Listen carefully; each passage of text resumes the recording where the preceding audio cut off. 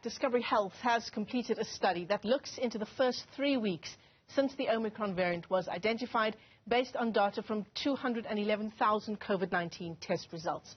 So from those who tested positive, 41% had at least 2 doses of the Pfizer vaccine, which was found to provide 70% protection against severe illness. Protection against the Omicron infection was at around 33%. The same doses of the vaccine still offer significant protection, it has to be pointed out, against hospitalization for individuals infected by the new variant. Let's unpack some of the other findings for you. The head of Discovery's COVID-19 task team, Dr. Ronald Whelan, joins us now via our video link. Dr. Whelan, thanks very much again for your time this morning.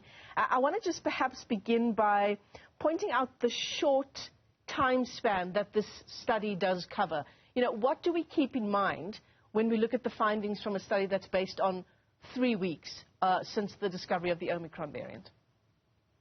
Good morning, Michelle, and morning to your viewers. Thanks for hosting us this morning. I think the first thing to point out, Michelle, is that the study is an extensive study. So it's across 211,000 PCR tests. So it's effectively the test results across 211,000 members.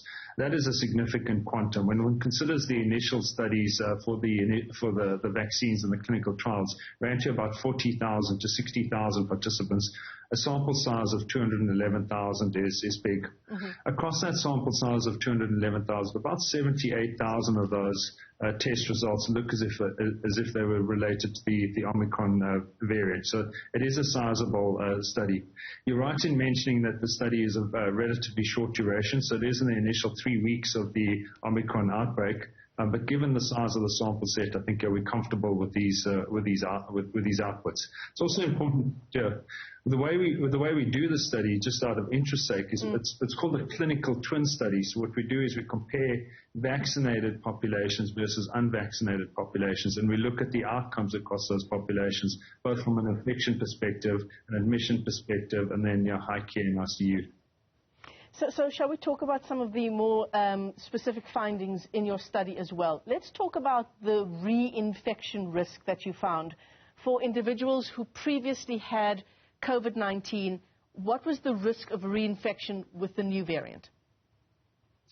Yeah, I think the reinfection risks are quite a concerning finding from the study. We know that the Omicron variant has seen significant mutations on the spike protein. And the spike protein is responsible for both attaching to human cells as well as entry into human cells. So because of those mutations, we were always concerned about additional transmissibility and reinfection.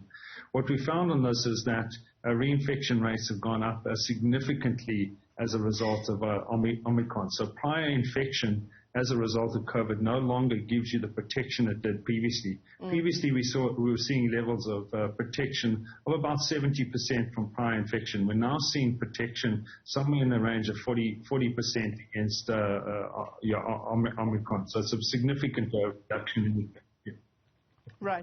in protective effect. Right. And if we're talking about still the issue of significant risk, shall we talk about the findings in children? So again, this is preliminary data, isn't it, suggesting that children have a higher risk of hospitalization from Omicron?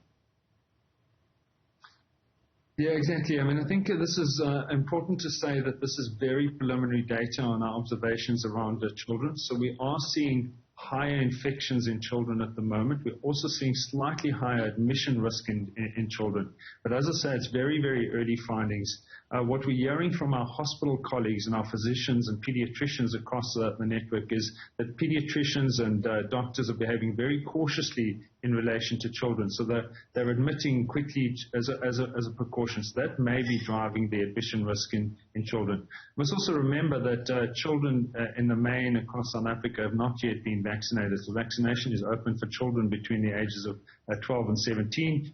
Kids between the ages of 5 and 11 have not been vaccinated yet. So they are at slightly higher risk of infection and admission, and indeed admission because they haven't been yet been vaccinated.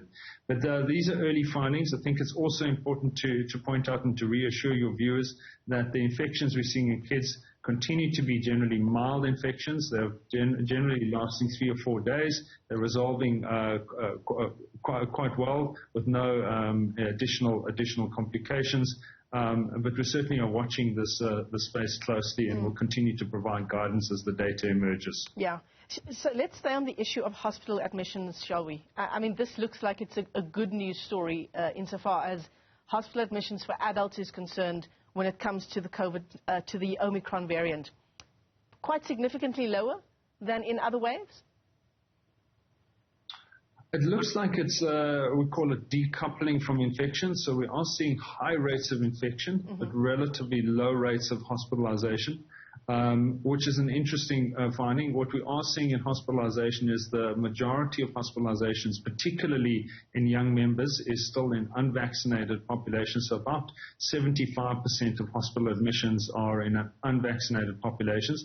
What's interesting to watch on that data is it manifests even more in that direction in relation to ICU and high care admissions. So we have a much, much higher proportion of unvaccinated populations in ICU, high care, and indeed on ventilators. But at this stage, I think it is a positive finding that while infections are increasing very rapidly, hospitalizations and indeed deaths don't seem to be increasing at the same rate. Yeah. I mean, it certainly is. If it turns out to be true, if this kind of research holds up in the coming weeks, Dr. Whelan, yes, as you say, the Omicron variant is highly transmissible, but if severity of illness is significantly reduced compared to other waves, perhaps specifically to the Delta variant, that's going to be a big story.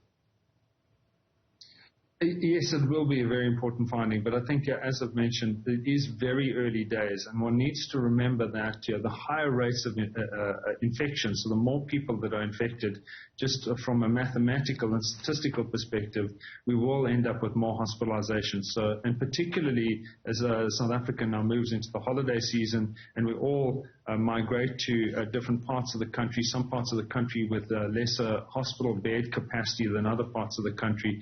If there is any increase in hospital admissions as a result of very high infection levels, those hospitals will come under pressure. So it's critical that we keep to all of the non-pharmaceutical interventions. It's critical that we all get vaccinated as quickly as possible to keep those infections at bay, and then the consequent hospital admissions and indeed deaths.